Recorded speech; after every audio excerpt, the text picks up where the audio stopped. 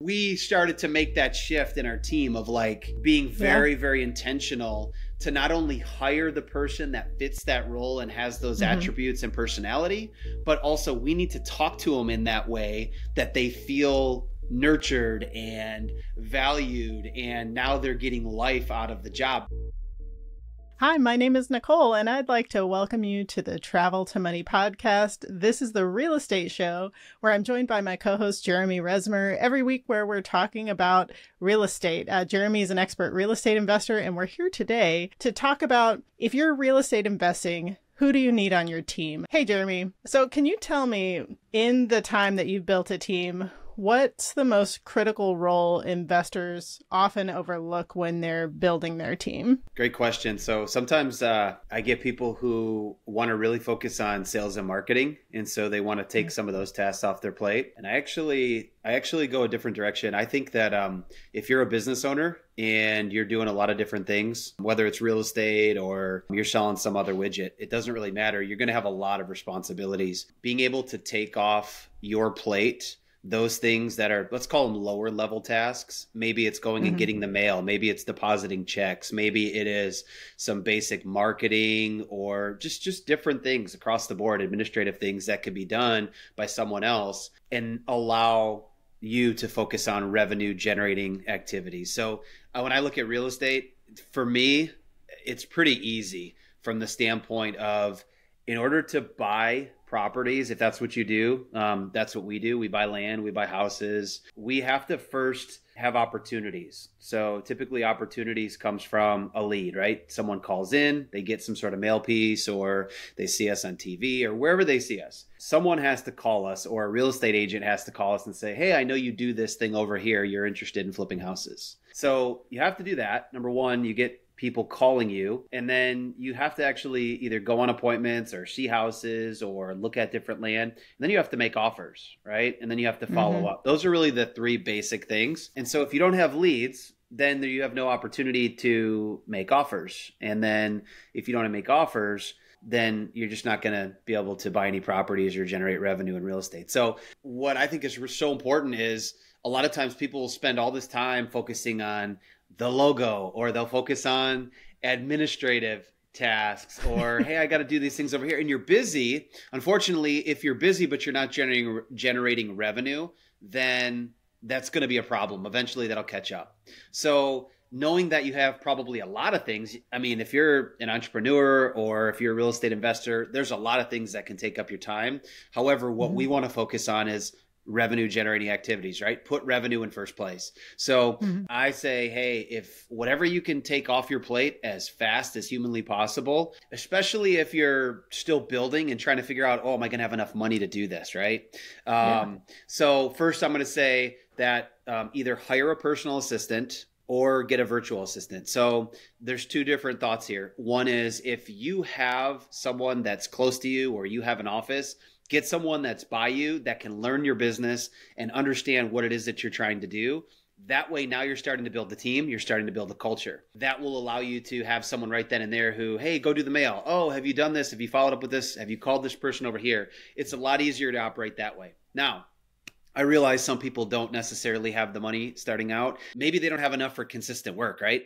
To hire someone full-time or part-time, but they're like, hey, I've got like this batch of things over here. I have to go and pull these records and skip trace them and put them into a marketing campaign. You could hire someone to do that job, right? So there's really good people in the Philippines. There's good people in other parts of the world. Expats living in Costa Rica. I mean, there's people that can do all sorts of tasks all over. What I would say is, whether it's a virtual assistant to do just one-off tasks, or if it's bring someone on a part-time or full-time basis that will take that, administrative and other tasks off your plate, that's huge. So one thing I'll say is that I was in a place where I was kind of a solopreneur. I was doing all the different things, the marketing, the mail, all of it. And I got to a point where I wasn't sure if I was going to be able to pay for that person.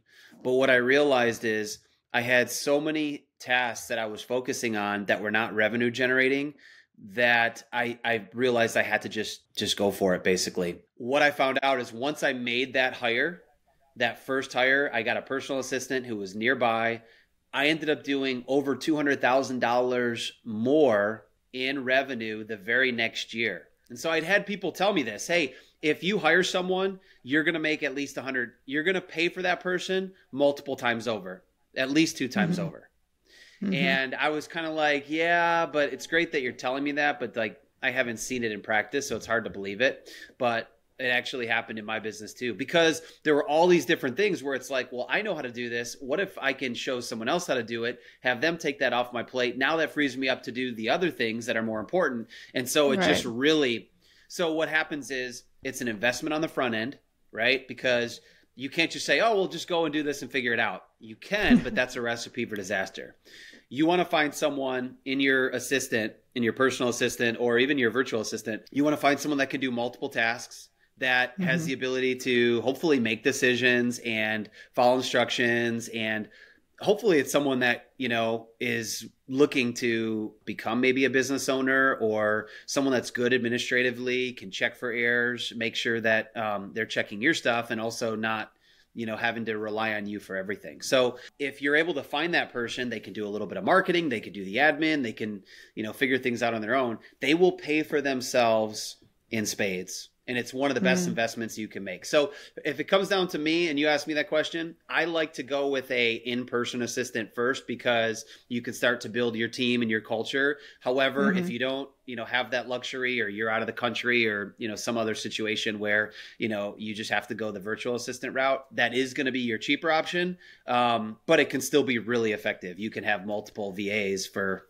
you know, a low price. I have tested the waters in that area myself, and I would agree, because I hired a virtual assistant to help me with what I do in content creation, and it really makes a difference to have someone right there. And it's not so much their fault. For me, it was my fault, because it's just hard. It's easier if I can just pass something right off and someone gets to kind of know you better. It's just easier when you're doing stuff in person, at least for a while. Someone could get to know you and then eventually be remote. But remote work can also be really inexpensive. So if you have stuff like very specific tasks that you can have people do, and hopefully they're the kind of person that's a self-starter and really wanting to understand your industry, that can be really helpful too. I actually know a guy that owns a staffing agency. If anyone's looking for a recommendation, he bases his work out of Medellin, Colombia, and they've got some great workers there that are ready and do lots of different things. So that can be great. But I agree with you. If I had the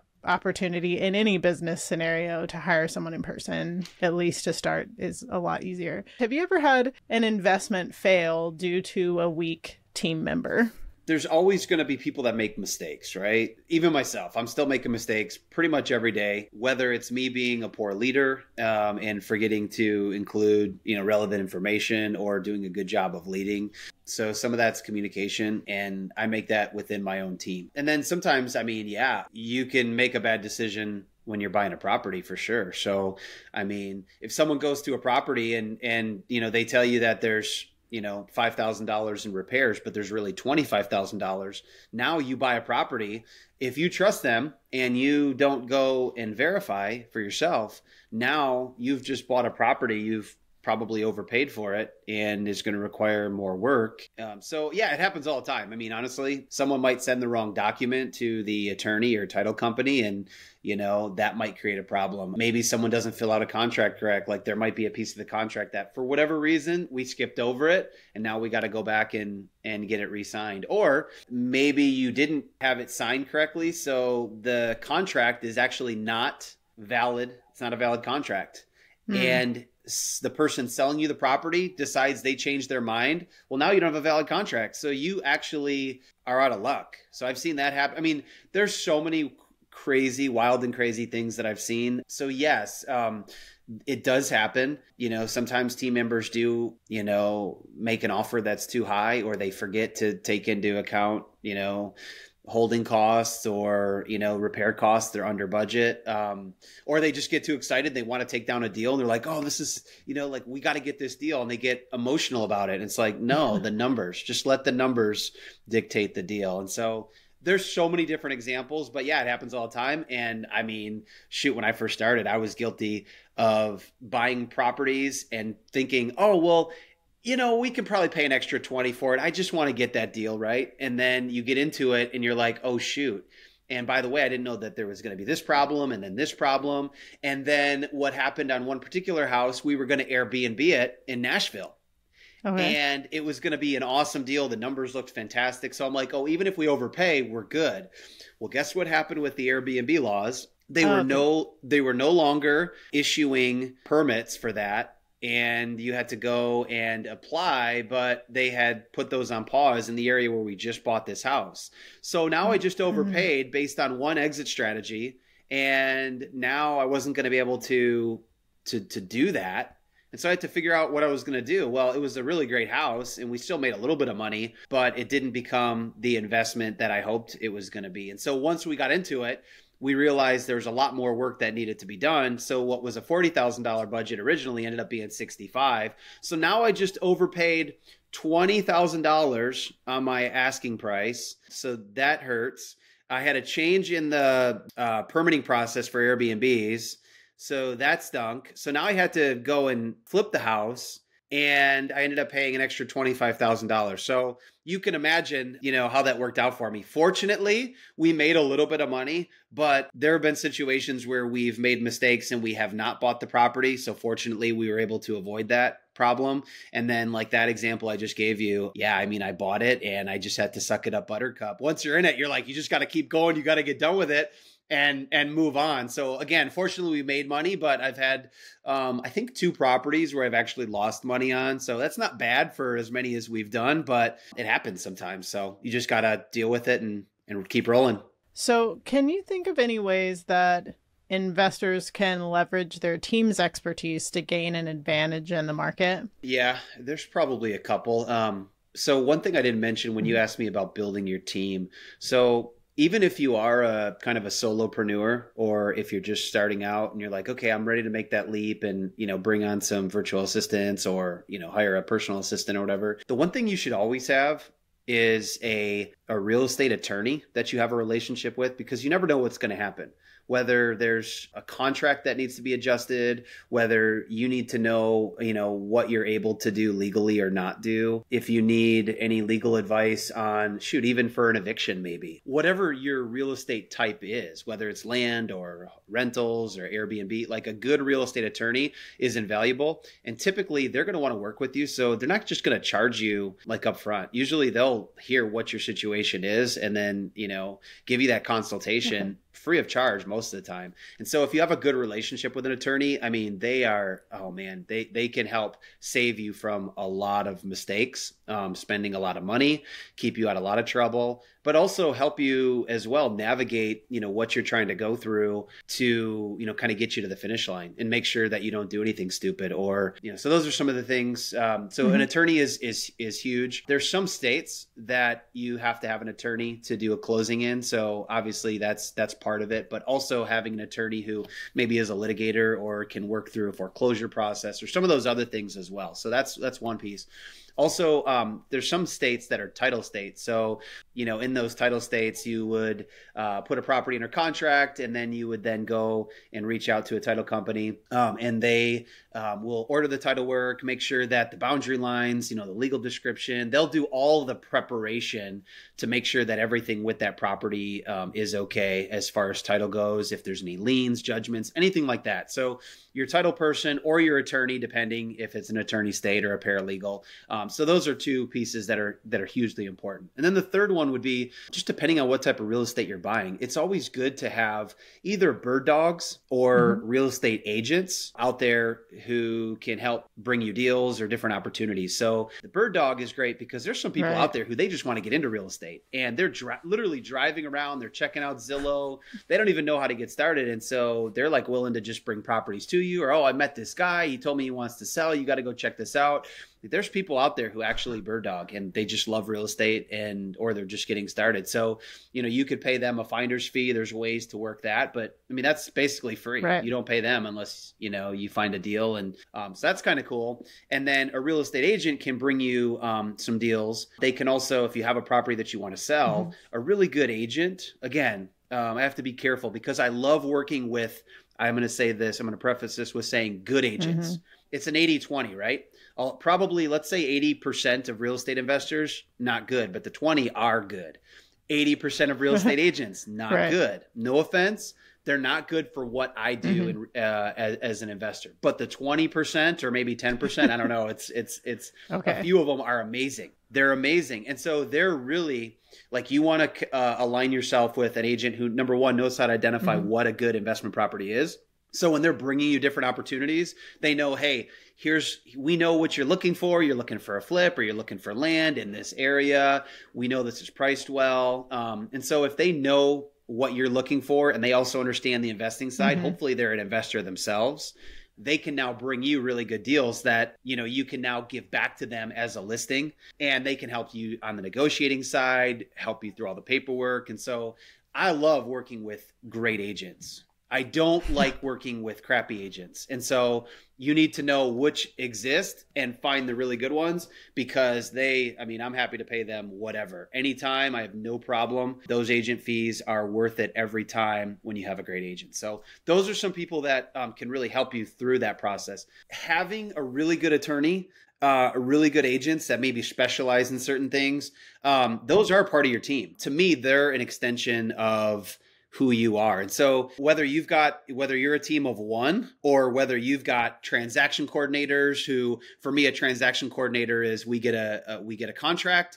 She now goes and makes sure everything is done the right way, filled out properly. She sends it off to our paralegal or to our title company, orders title work. And then it's her job to make sure, hey, do we have pictures?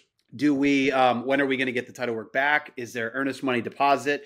We have a whole checklist. We call it our deal board. But on our deal board, there's a whole checklist of things. Our transaction coordinator is responsible to move the deal forward to closing. That's her responsibility. And so there's communication that happens sometimes with the sellers, sometimes with the title company, with the agents. They're coordinating that whole thing. And so there's several pieces of this puzzle, especially as you get bigger. And so whether it's someone that's on your team, that's part of, your culture, and maybe they're paid by you, or it's someone like an attorney or a title rep, they're all part of your team. And so you have to have those layers working together. That communication has to happen really, really smoothly. Otherwise, your transaction can fall apart really quickly. So where it really makes sense for us in our business is having the right people in the right positions in order to see things through to the finish line. What team members do you have? What does your team look like? What does that consist of? You've mentioned some of the pieces, but what are some other ones maybe? Yeah. So in our business, we do a lot of volume. So last year, 2023, we did about 93 transactions. So, I've got 3 acquisition managers on my team. And what an acquisition manager does is they go on appointments. They make offers on properties. We've got 2 right now for houses, 1 for land. We've got a transaction coordinator. I have a personal assistant, like I mentioned. We've got a real estate agent who is on our team. Who else am I missing? I think there's 11 of us total. No, 12 of us. Okay. And now we've got 2 people that all they do is take inbound calls. So, we typically get between 300 and 400 inbound calls every single week from our marketing. It's a lot. Wow. So some of it's like, hey, remove me from your list. Hey, I'm never selling my house. But some people are like, hey, I need you to get over here like today, and I need to sell my house, and I need to have it sold in like 2 days. And we're like, okay. It's a mix, right? And then there's some people who are like, yeah, I'm kind of interested. I thought about selling it. I've got an agent, or, so you get, it's all across the spectrum. But so I've got those 2 people that all they do is they do inbound. And then I have one other person who's doing basically it's like a follow-up specialist. They're just following up with people that have expressed an interest to sell. Maybe we went on an appointment and they weren't ready. So they're constantly going through our database, because we've got thousands and thousands of leads, people who have expressed an interest in wanting to sell, and for whatever reason weren't ready, or our offer was too low, or something else. And now we're just checking back up to see, has anything changed, over time, have circumstances changed, just calling to check up and see. And to be honest with you, 80 to 90% of all of our deals come from follow-up. So that's huge. Wow. Really? That's a Hmm. big percentage. How many of all your leads, how many would you say end up actually leading to something? What percentage there? Oh man, tiny number. Because I mean, so we send. I'll just tell you what my business looks like. But we send out direct mail. We do TV ads. We do pay per click. We do SEO. We have a radio campaign. We do connected TV. So now we're actually serving ads to a list. So if you happen to show up Oh, on a list, Nicole, for one of your properties, we might say, hey, we're gonna find that tired landlord list. Well, when we get that list, I do two things. One is I upload that list to my system, which says, okay, Nicole is in Florida and she's at this address. If we can identify that you have a streaming device or a TV that you're streaming on in your house, we find mhm. you and we now start serving you 30-second unskippable TV ads when you're streaming. How do you like that? Thanks a lot. So if you think you have privacy, really nobody has privacy, to be honest with you. True. But that's public information. We just get the information and we're like, okay, well, Nicole, hey, we've got a house and so you see it and you're like, man, it's like these people are following me. Well, it's kind of the point, right? And Right, then right. in addition to that, so before I even send my mail piece to your house, because you're going to get a piece Mhm. of mail from me as well, and whatever, if you don't like it, I mean, don't get mad, just throw it away. You don't need to call Yeah. me if you're really not interested, right? Just say, okay, just throw it away. We get people that call and they're like, oh, take me off your list. I'm thinking to myself, I mean, it's just a piece of mail. If you're not selling your house, Right. just rip it up, throw it away, whatever. But anyway, some people just have to call and tell us how bad of people we are. So I don't know. Oh my Anyways, I goodness. digress about team members. So that's kind of what happens. So when those people do actually call for whatever reason they're calling for, I mean, we get a lot of volume every week. Like I said, 300. Sometimes we've had like 550 calls in a given week, and our team is Whoa. slammed. So That's a lot.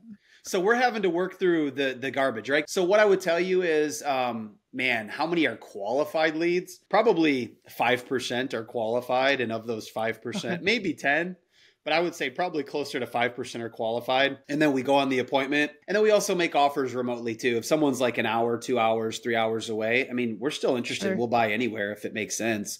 So Right. sometimes we make those offers over the phone and we still get them closed. But typically we like to go in person because our acquisition managers have construction experience. So they know what the costs are going to Mhm. be. And, Yeah. so that's a little bit about our process, a little bit about our team. But yeah, I think we've got 11 or 12 team members in total, and it keeps us busy on our toes, and it's hard to manage people. It's something I never wanted to do, but I went Right. from adding a personal assistant to holy cow, if we're going to really grow this thing, and it just kept going and going, and so here we are. I wanted to ask you, what are some essential qualities to look for in any team member when investing in real estate? And I know you mentioned a lot when we talked about the personal assistant. I don't know if there's anything to add to that because probably a lot of those translate to other roles as well. But anything else you'd add there? Yeah, I mean, it depends on the role. So we've found that there's some really good tools out there to help identify the right person. So we identify like what the role is and what responsibilities and what type of person is a really good fit. And so we go hire to that position, right? So if you've got an acquisition manager, for example, number one, they have to win. We found that they have to want to win. If they don't want to win, if they want to be liked, they're not going to have the ability to make that hard offer. Because, I mean, again, at the end of the day, like people are like, well, all you're doing is making lowball offers. Actually, that's not the case at all. Mhm. I could probably make 25 offers on the same house. You may not know that going in, but when I go in, I find out, hey, well, there's some people that are about to lose their house. They can't make their payments, but they Right. have no equity in the house. Well, if you go Mhm. list it with an agent and they have no equity and there's any type of repairs, they're going to actually have to take a loss on that property. Well, they don't have the money to Right. take a loss. So we can come in and structure a deal differently where sometimes we allow them to stay in the house and we buy it. Right. Sometimes we're able to take over their mortgage payments and get them out of that. So they're no longer like, hey, they lost their job or they got to relocate or whatever. And they're like, oh, shoot, I don't want to come out of pocket $10,000, $15,000 and I don't have the money for those repairs. So we can then take on that property and help them out. So there's so many ways that we can buy a property and make an offer. And so it's not just, hey, we're going to make a low offer. The low offer sometimes, I mean, listen, if we don't come in there and buy that house, nobody will. And so then it just goes and makes the neighborhood look bad over time. It just, all the wear and tear, or, hey, this has been a problem house for a long time. So we'll buy any house in any condition, but our acquisition guys have to be able to ask that question, or to face a person that maybe they want 200 for their house and maybe we can only give them 170 or 160. So if it's not going to work, that's okay. It doesn't have to, but we have to be able to make a fair offer to them, and then also be able to, make an offer that would work for us. So being able to win and not necessarily be liked is really important. And then, also being able to make that offer that, sometimes is difficult to do. So it can be confrontational, right? Because they could say, well, your offer is 160 and I told you I want 200. It's like, I know, I understand, but let me walk you through. Here's what I can sell it for after I fix it. But in order to sell it for that price, I have to put $40,000 in. So that's a huge piece. For a transaction coordinator, they have to really like administrative tasks. They have to like following up and getting on the phone and being on their computer. Right. So it's a mix, right? My acquisition managers don't want to touch the CRM. They don't want to do anything administrative. They're like, no. I'm going to go make deals. Like, that's my job, is to go look. And so for each person, we're looking for different things. But I would say the desire to win is big, because you have to want to make a profit, but also to be curious. You have to be able to look at things a lot of different ways. So I want someone that's looking to learn, that's looking to grow, and is willing to say, hey, you know what? I don't have an answer to that, but let me go see what Google says. Or let me go check with our attorney. Let's see what they have to say. And then I'll get back to you. And then they follow up. So follow up and following through. I mean, those are all like things that not everybody has to have them, but if that's your role, then you have to have that. And then integrity, regardless of where you're at. You have to operate with integrity, and you have to say, hey, you know what?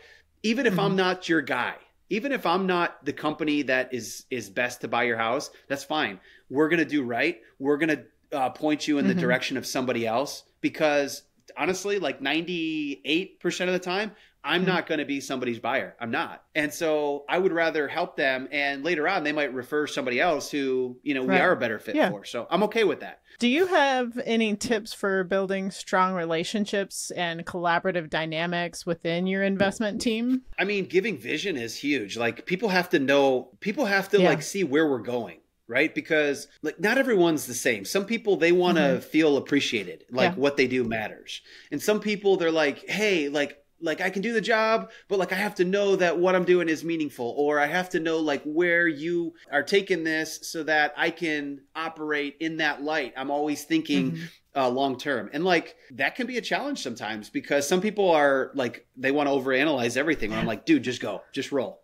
And then they're like, well, I have to know why. Okay, fine. So like, you have to be able to communicate with your team the way that they communicate and the way that they best learn, right? So it's kind of like a marriage. Like, for me, this is what I learned the hard way starting out, was that like, I wanted to communicate the way that I want to be loved. And so in real estate, like with your team, it's the same way. It's like, no, you're wrong. You have to communicate in a way that somebody else wants to be loved. And so on your team, if you have someone on your team who wants to feel appreciated, well, you need to make sure that you communicate in a way that says, hey, you know what you do matters here. And I really appreciate what you do, and all of your effort and professionalism, and just the way that you come in with a great attitude. Like, that means a lot to that person. But to somebody else, they may be like, who cares? I don't care that I'm being valued. I want to just go get deals and make money. It's like, okay, I have to talk to them in light of the deal, right? So that's their addiction. So that's a really interesting thing. So for me, that's been really, really effective. And I learned that just recently in a mastermind group that I'm in. And I had people that kind of coached me through that and showed me. It's like the coolest party trick I've ever seen. They're like, hey, you've got a guy on your team. Like, they have me take this test. And they're like, oh, they'll operate this way and they'll do this and they'll do that. We're like, oh my gosh, this is so crazy. Like, how did you know that? And so we started to make that shift in our team of like being very, very intentional to not only hire the person that fits that role and has those attributes and personality, but also we need to talk to them in that way that they feel nurtured and valued, and now they're getting life out of the job because of those things. So man, that's a whole nother conversation for another day, but that's really a huge part of building a great culture. I love that. I have come to realize that when I started leading when I was young, I thought that a leader got chosen to be a leader because they know what to do and everyone else can just fall in line. You know, like I lead the way I lead and it's everyone else's responsibility to respond to the way that I lead. But really good leaders lead to each person, because you're right. They're each different. It's like parenting, right? Like some people parent their kids each kid really differently because each child has different needs. And so I love that. Yeah. Well, and there's a lot of times where I'm a terrible husband and a terrible parent and a terrible leader. So I'm not saying I'm perfect or anywhere close. I am a work in progress, but it's like, okay, well, at least we know what we're working toward. And in the back of my mind, hey, this is how we want to lead. This is how we need to communicate if we want to grow a great culture. And so we're trying, and I still feel like, man, I'm a terrible leader most days, but I at least have an idea of what we're trying to do and try to get feedback from our team. So it's okay. Well, this has been a lot of fun. I think everyone out there has probably taken something from this conversation. Hope this is helpful for you, especially if you are looking to get into real estate investing. If you have any comments for us, we'd love to hear from you and have some dialogue there in the comments. We'd love to chat with you and help you with any questions that you have. Definitely reach out and let us know. And as always, I can't wait to see where your dreams will take you.